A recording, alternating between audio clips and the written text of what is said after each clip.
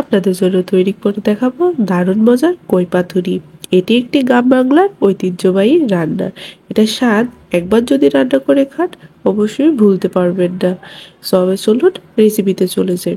এই জন্য আমি একটি মশলা তৈরি করে দেব। তার মধ্যে নিয়েছি কয়েক কোয়া রসুন, একটি পেঁয়াজ, কয়েকটা কাঁচামরিচ আর 1 চামচ সরিষা।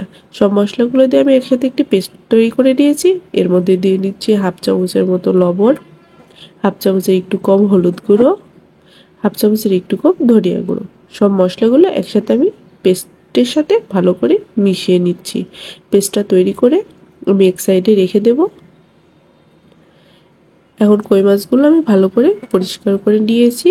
নিয়ে একটি প্যানে সামান্য পরিমাণ তেল গরম করে আমি হলুদ লবণ দিয়ে কই মাছগুলো ভেজে নেব।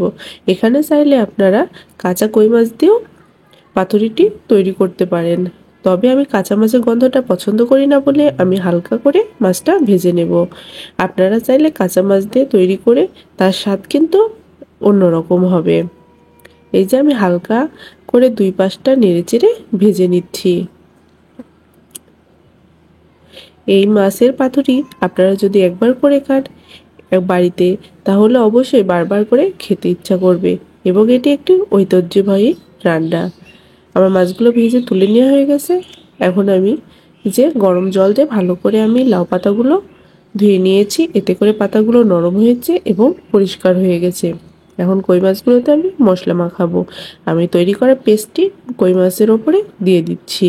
এর মধ্যে 1 চামচ আদা আর জিরা বাটা মিশিয়ে রেখেছিলাম। এখন আমি এখানে 2 চামচের মতো সরিষার তেল দিয়ে নিলাম এবং মাছটা উল্টিয়ে পাল্টিয়ে ভালো করে মাখিয়ে নিচ্ছি।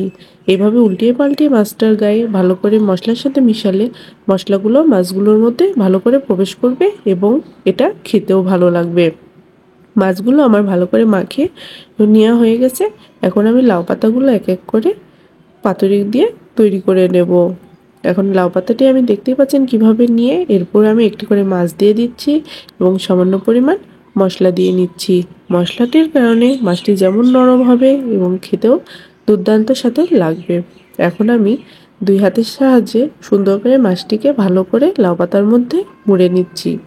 আপনারা চাইলে লাউ পাতাটি সুতা দিয়ে বেঁধেও এই পাতুরিটি তৈরি করতে পারেন, আবার টুথপিক দিয়েও সুন্দর করে পাতুরিটি আটকিয়ে নিতে পারেন।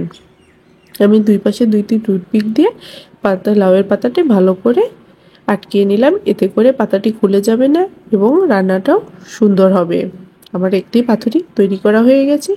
এইভাবে এক এক করে আমি আরও 2টি পাতুরি তৈরি করে নিচ্ছি। আমার পাতুরিগুলো তৈরি করা হয়ে গেছে। এখন আমি প্যান হালকা 1 চামচ গরম তেল নিয়ে গরম করে নিয়েছি। এখন পাতুরিগুলো এক এক করে দিয়ে আমি হালকা আঁচে ঢেকে রান্না করব। আমার এই রেসিপিটা যদি আপনাদের ভালো লেগে থাকে এবং আমার ফেসবুক পেজ থেকে দেখে থাকেন, অবশ্যই আমার পেজটি ফলো দিয়ে রাখবেন, বেশি বেশি করে লাইক করবেন এবং পুরো ভিডিওটি দেখে একটু সুন্দর কমেন্ট করবেন আর বেশি বেশি করে শেয়ার করবেন। এতে করে এই নতুন নতুন রান্নাগুলো সহজে সবার কাছে পৌঁছাবে। আর আমার ইউটিউব চ্যানেল থেকে দিয়ে থাকলে অবশ্যই আমার চ্যানেলটি সাবস্ক্রাইব করে রাখবেন এবং পাশে থাকা বেল আইকনটি ক্লিক করে রাখবেন। এতে করে আমার ভিডিও দেওয়ার সাথে সাথে আপনাদের কাছে নোটিফিকেশনগুলো পৌঁছে যাবে। এক পাশ সুন্দর করে হয়ে গেছে। এখন আমি হালকা হালকা হাতে উল্টিয়ে আর এক পাশটি রান্না করে নেব। এই পাতুরিটি অবশ্যই হালকা আঁচে রান্না করতে হবে। আমার পাতুরিগুলো সুন্দর কালার চলে এসেছে। এখন আমি নামিয়ে নেব। আপনারা চাইলে এটি কিন্তু চুলাতেও বা ভাতের মধ্যে দিয়েও পাতুরিটি রান্নাটা করে নিতে পারবেন। আমার পাতুরিগুলো হয়ে গেছে এবং আমি সার্ভ করে নিয়েছি। একটি পাতুরি আমি আপনাদেরকে খুলে দেখাচ্ছি, তাহলে বুঝতে পারবেন ভিতরের মাছটা কতটা নরম হয়ে গেছে এবং কতটা লোভনীয় লাগছে দেখতে। পাতুরিটা আমি আস্তে আস্তে খুলে নিচ্ছি। এটি একদম গরম অবস্থায় গরম ভাতের সাথে খেতে এটার স্বাদ পুরোটি বোঝা যাবে। অবশ্যই এটি গরম অবস্থাতে খেতে হবে। এটা দিয়ে আমরা আত্মীয় স্বজনদেরও খুশি করে দিতে পারি। যেহেতু একটি পুরনো দিনের রান্না, সহজে এই রান্নাটি কিন্তু আমরা দেখতে পাই না। এই যে দেখতেই পাচ্ছেন কত সুন্দর একটি কালার এসেছে এবং মাছটি কতটা নরম হয়েছে যে হাত লাগার সাথে সাথেই ভেঙে আসছে এবং সরিষার একটি ঝাঁঝালো স্বাদ যা খুলতেই নাকে লাগছে। এই যে আপনাদের একটু ভেঙে দেখাচ্ছি আমি কতটা সুন্দরভাবে নরম হয়েছে মাছটি।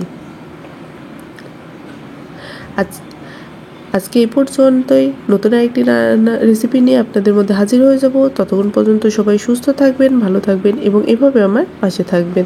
ধন্যবাদ সবাইকে।